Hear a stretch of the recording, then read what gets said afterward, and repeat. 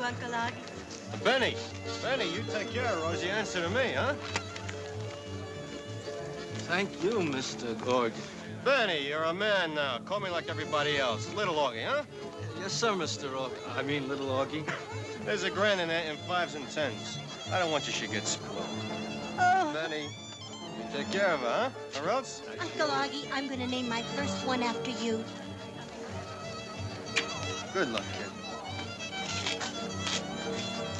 We're not all as successful as your Uncle Augie, but that doesn't mean our hearts are not as big. Thank you, Uncle Lepke. Thank you, Mr. Buckholter. Call me Lepke, kid. From now on, you can call me Lepke. Yes, sir, Mr. Lepke. Don't ever let me hear anybody call your Uncle Charlie a piker. Yeah, thank you, Mr. Gura. You take care of Rosie, eh? Like she was my daughter. Thank you.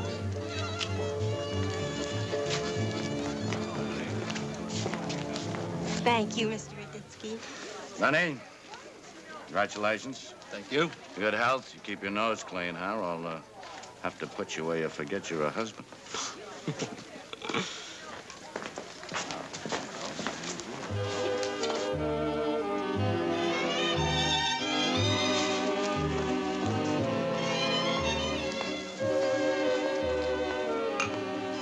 I don't care how much you're doing. Next to what I got in mind, it is chicken feed. You know what I mean? Chicken feed for little chickens. Think it's big, huh? Three-way split, it's gotta be big. Virgin territory, so help me. You guys coming in this deal with me, you're in on the ground floor, you gotta make a killing. Labor rackets is growing big. Organized labor's the coming thing. A buck. A lousy buck from every jerk in the garment industry. What does that make, huh? $250,000. Every month dues, huh? A lousy buck? 30, 40 million a year. Is a buck all the dues are? Yeah, think it ought to be at least 2, huh? 4. Packers pay 4 a month, cutters pay double. Big, huh? Big? What do you say?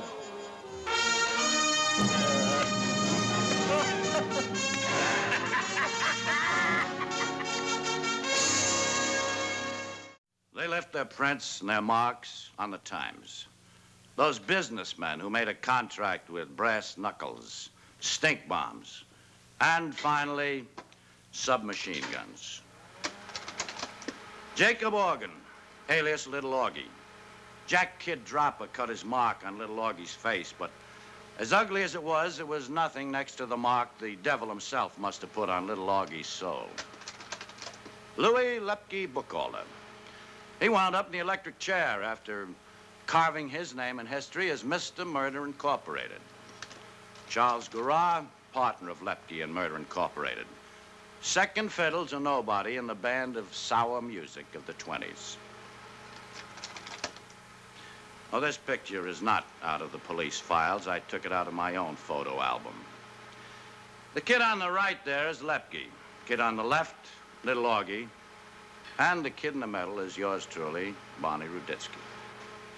I don't remember where Gura was when this picture was taken because he belonged in the two. He was out of the same tenement, 88 Essex Street, New York. Gura and a kid who became a judge on the Supreme Court. A kid who became a Wall Street banker, a millionaire. Another kid became president of an Ivy League university. And a kid who became a famous writer. All out of the same pot. Strange years. When a wedding not only brought together a boy and a girl, but was an occasion for a marriage to rape organized labor. Why don't you be a nice fella and make it easy on yourself? What we give you in peace of mind will cost you cheaper in the long run. With us in the picture, you can forget all about them crummy bums, making your whole life miserable in that shop, screaming for another 12 cents an hour. You give them once, you think you're through, right?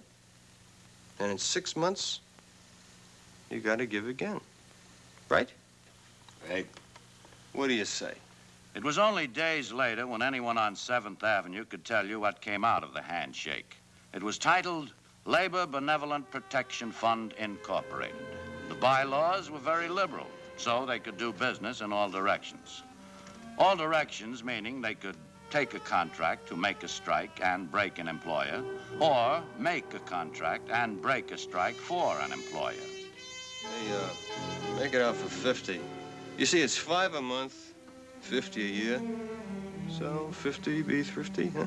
Safe. Then, of course, there was the insurance plan.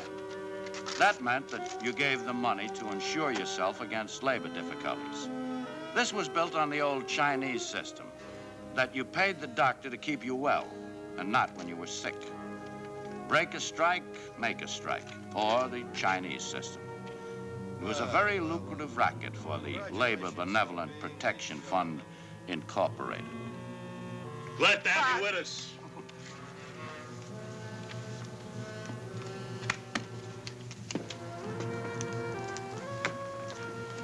Now you can sleep nights, just like a baby. No more headaches, huh? From now on, all your labor problems are over.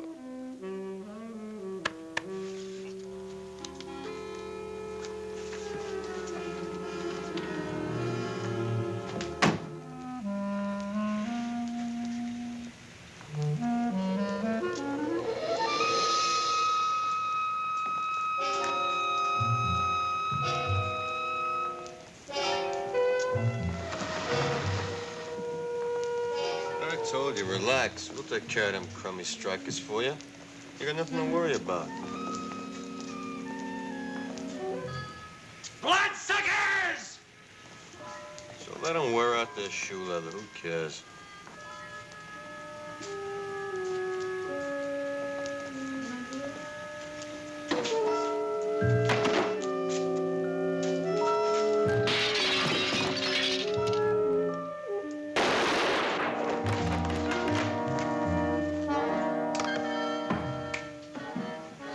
See what we do for you? When we say we give you protection, we give you protection.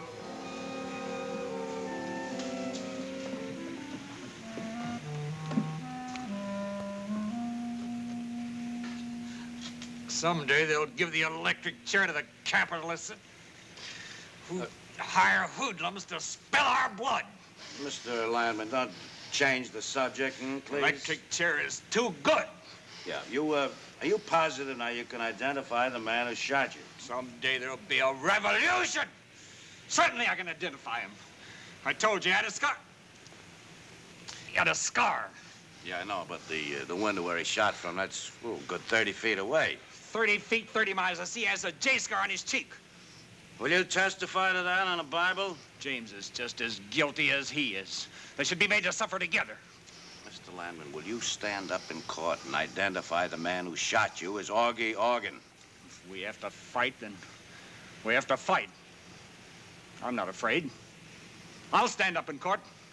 I'll tell them the whole world that the man who spilt my blood was a gangster Augie Organ. Now, you got it straight? Let him in.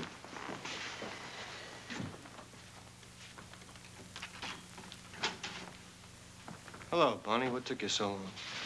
Yeah, what took you so long? When you moved your office from the garage in the old neighborhood, it took me a little time to find you. Let's see, why? We're in the phone book. Yeah, all you had to do was call information, Bonnie. Yeah. Labor Benevolent Protection Fund. Jacob Organ, president. All right, Pres, let's go. Bonnie, ain't you ever gonna grow up? We've been friends ever since we was so high. You ain't got no esprit de corps. For dear old 88 Essex Street? All right? I'll give you esprit de corps. I'll give you esprit de old school tie. All the way to the judge. Esprit de old school tie. Your Honor, the state demands that in light of the evidence just presented, that this court recommend the defendant booked as charged and held for trial for assault with intent to kill. The office of the district attorney would also like to demand that this defendant be denied the privileges of liberty on bail at any figure. We hardly feel it necessary to remind the court that mitigating circumstances could prevent us from presenting our case in its full strength. should the witnesses be intimidated? Or, even worse, Would should the they... district attorney confine himself to the routine of a preliminary hearing and let the decisions as to bail and futures to this court? You think they could have gotten to the judge? Looks like he's favoring little Augie. No, he can't throw it out. We have a solid witness. Yeah, if you can keep him alive. Now, have you any further evidence to present to this court direct? Your Honor, the state feels that the evidence of the eyewitness, Samuel Landman, is sufficient. Does the defending attorney have anything to present? Yes, Your Honor, we have. We request that this charge be dismissed. Dismissed?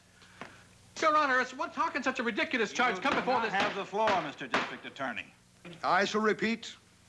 We request that this charge be dismissed on the grounds that the testimony of one so-called witness is not enough evidence to bring my client to trial as charged.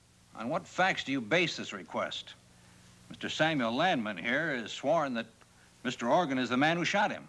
Mr. Landman asserts that a man with a certain scar shot him. What are you trying to say? With this court's permission... Proceed.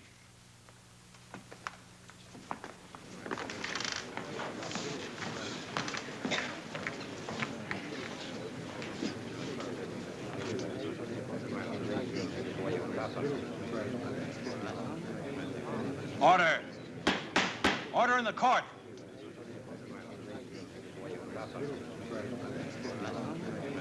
Any further disturbance, I'll have this courtroom cleared. They're all wearing the dropper's mark. Lousy flock of jaybirds.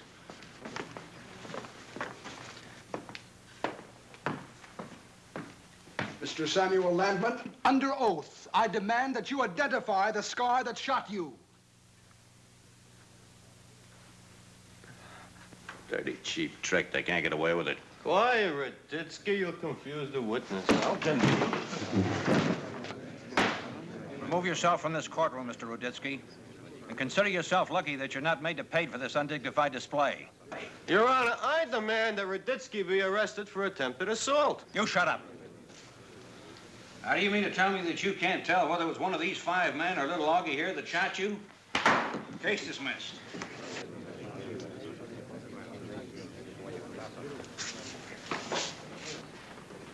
I want to thank you very much for your time. Very nice of you. How you doing? Heard you got out of a sick bed and everything. Swell. How's the wife and kids?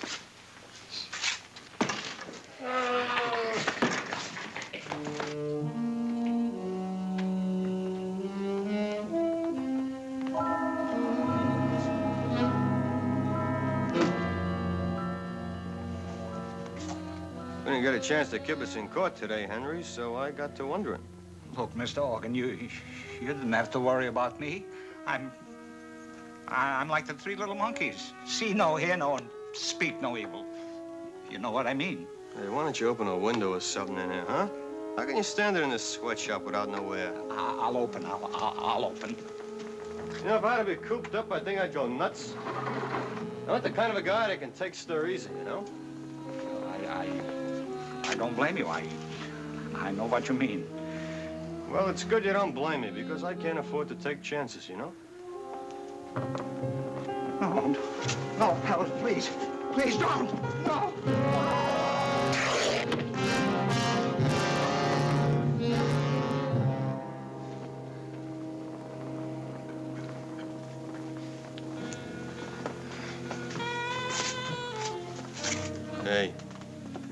Hey, have a little respect, huh? Little Augie figured himself out of court that day. He was good at figuring, I have to admit. But it just goes to show you, you can't figure right all the time. Help! Police! Help! They're on the way to me! Don't you worry about a thing, Mr. I James. never did anything like this in my whole life. Here, buddy. This will be a first time for anything. Now, if you'll just sign here, Mr. James, please. What am I signing? Well, Mr. O'Neill here made a legal transcription of your statement. Now, if you'll just sign it, I can go and pick up Mr. Organ and put him where he can't shove you or anybody else across. I'm doing the right thing, aren't I? You sure are.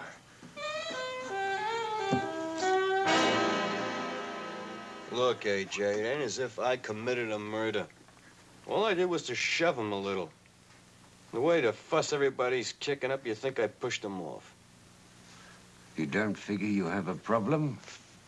Why bother me? Well, it's Raditsky. He's trying to nail me to the cross. Make your point. Well, look, AJ, I'm not the kind of a guy that can sit it out and stir. You know what I mean? Well, so? Well, what would it cost to... Well, what would it cost for me to get 100% insurance for a political fix? I want this beef squared. I know it ain't murder, but I want it squared. 50,000? 50 G's? Clean money, unmarked, no smell on it, no leads. Positively unidentifiable, and I get its pedigree. AJ, awful heavy. You want a bargain? Go to Woolworths. You want a fix? Come up with 50 G's or take your chance. Raditsky's your pal. Why don't you go to see him? Are you kidding?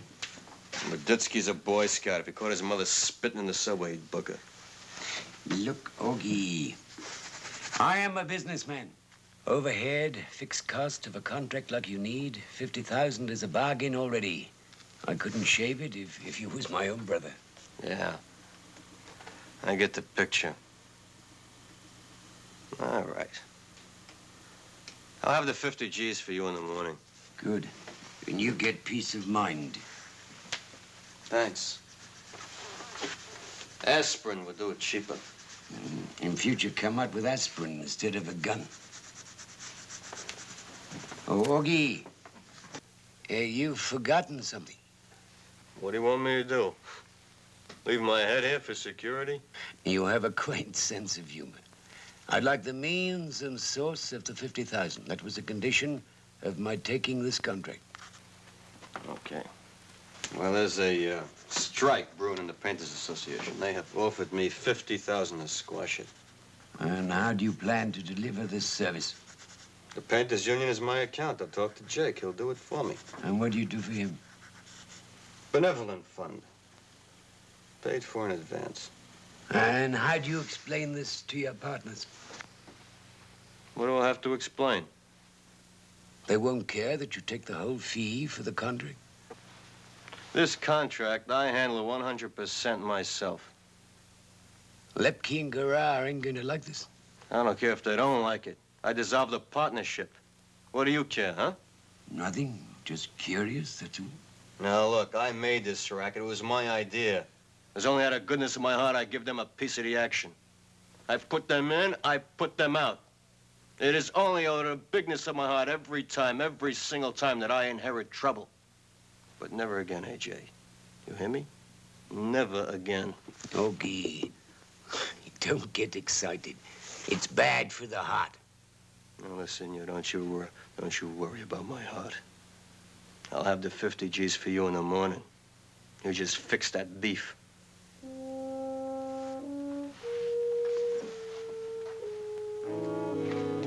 If I ever let my heart get me into a jam again, so help me, I'll have my head examined.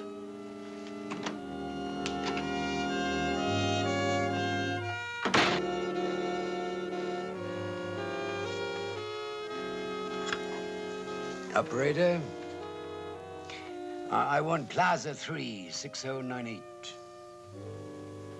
How do I know? Faster than if you sent me Western Union. That's how I know. I can't believe he'd do it. You think Jake's old lady made it up? She ain't that smart.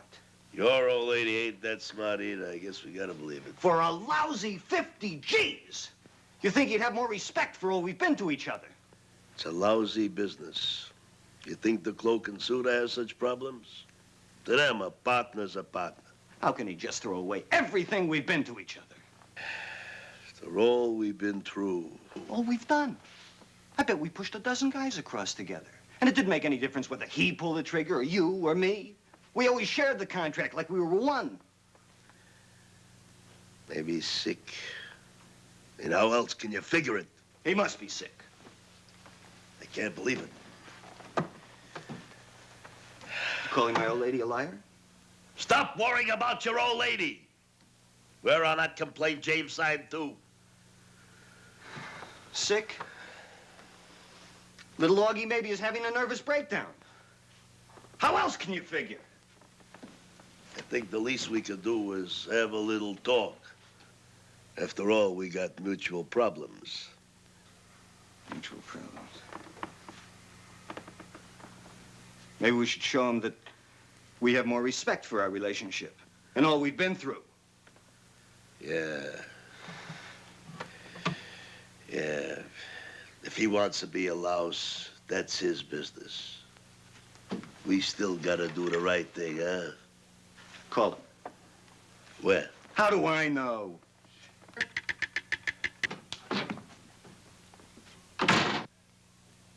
Augie, where you been? We've been worried sick about you. So why should you be worried sick about me? Yeah, you know how it is. You know what I mean? We heard something. Sure, so we worried. Don't cost nothing, so we worried. So what'd you hear? Couple old ladies got nothing to do, so they talk. Yeah, that's all we heard. What? I made a personal deal with the Painters Association to break up the strike? Yeah, that's what we heard. But we understand. You needed a fast, unmarked 50 G's to fix the James beef for yourself. Anybody'd do the same. Sure, Augie. You don't think after all we've been to each other, a little personal matter, it's not like the end of the world, huh? You mean it? Sure. Business is business. Sure. You don't think after all we've been to each other? You can't beat it. What? Old friends. Like brothers. You can't beat it. You know, if you guys didn't understand, I don't know what I would do. Augie, Augie. After all we've been through together. Sure, Augie. After all, if you can't count on us, who can you count on? Like, I mean, brothers, huh? You know what I am gonna do? I am gonna try to find a way. That's what I'm gonna do. Find a way. For what? For us to still do business together. Look, we need AJ for a political fix. I had this figured a long time ago. But we still got a relationship? Oh, right, it's a little more complicated, but this is progress. This is like a merger on Wall Street, you understand? Yeah. J.P. Morgan doesn't need Carnegie anymore, so he dumps him. He doesn't dump them, they split. And then they amalgamate. Amalgamate? What? Look, what difference does it make? Did you ever hear Carnegie going around broke asking for handouts, huh? Listen, why don't we meet tonight, huh? We'll sit down to a meal, we'll schmooze a little bit, we're gonna come up with a new formula, huh? A kind of a partnership, what do you say? Amalgamation, right? Where? Dennis? Dennis? That's where we started the labor racket? I think it'd be kind of a nice touch, huh? What do you say? 8? If you don't hear no different, I'll be there. Hey, you guys. I love you, just like brothers help me.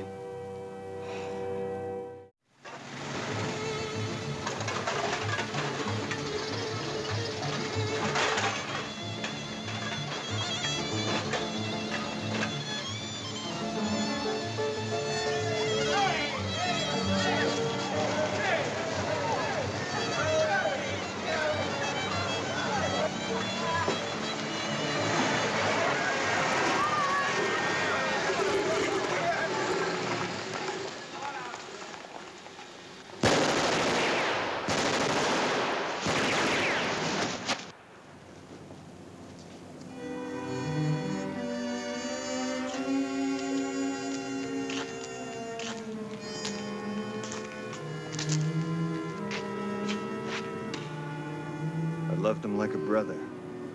Lousy business we're in. Yeah, we're in a lousy business.